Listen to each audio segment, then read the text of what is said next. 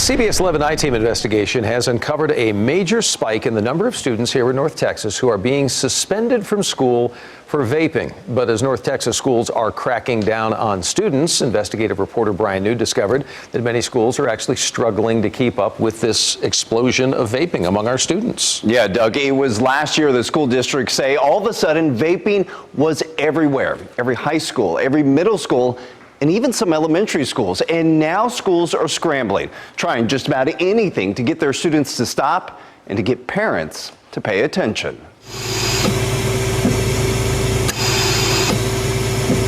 It all started her freshman year of high school. One puff quickly turned into an addiction. Then last month, that addiction put Anna Carey in the hospital.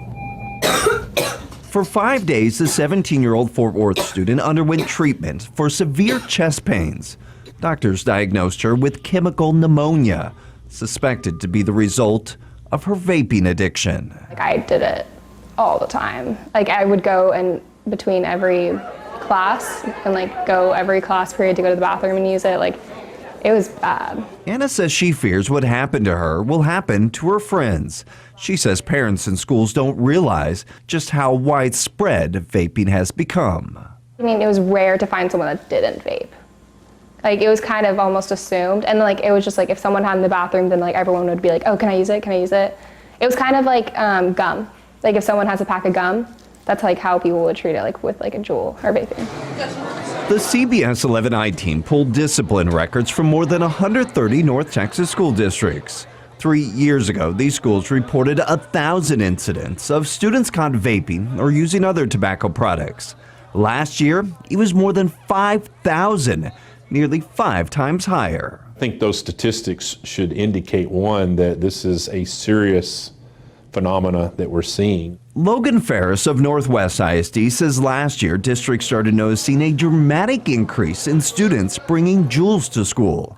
Juuls are smaller and cheaper than other vaping devices and are harder to detect. They produce less vape and look like a flash drive. It's really important that people know what they look like. As vaping quickly swept across campuses, districts started campaigns to educate students about the dangers. Jennifer Valines of Capel ISD says her district also installed vape sensors in bathrooms and started using drug-sniffing dogs more often, along with metal-detecting wands. We had a plan, and we really wanted to make sure that students knew that that's what we were looking for and that you could never tell when we were coming. Valines says it's working. She says this year Capel ISD has caught fewer students vaping. Several districts say they believe they are finally catching up with the problem. But many students say they're just getting better at hiding it. Did you ever get caught at school? Never. You never got caught at school? I didn't know anyone that got caught at my school. It was if they did, it was a really close call, and then they would just throw it away and flush it down the toilet or throw it down the drain. While schools are searching for last year's fad, Juuls and Enjoys, many students have moved on to the latest trend, puff bars. So far, they've been exempt from the federal flavor ban, making them popular among teens. They're also disposable, making them harder to detect for schools. We don't know everything we need to know, so we're learning about these as well. But I think we're very typical in a sense of what we're seeing nationally, what we're seeing locally at every school district. We're all grappling with this emerging safety threat to our students.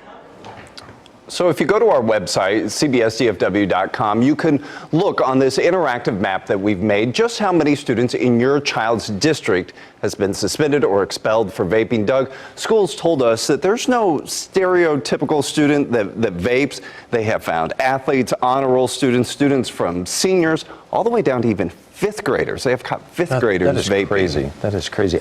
Two things. I am grateful for the information that you bring. I am, as a parent of 2 kids, high school and middle school, astounded and afraid, right? Yeah. So schools told you they are shocked and surprised in some cases with the rising numbers they saw, the explosion this last year. You got to think parents are feeling the same way. Oh, no doubt, which is why we found out that a lot of school districts are not only setting up educational programs for teachers and students, but they're also doing it for parents as well, because they realize that it's everyone, that needs to know about vaping. Power of knowledge. And unfortunately, I think we're going to be chasing this for a while. Yeah. It's not going away tomorrow, but information's power. Thank you. Yep. We appreciate it, Brian New.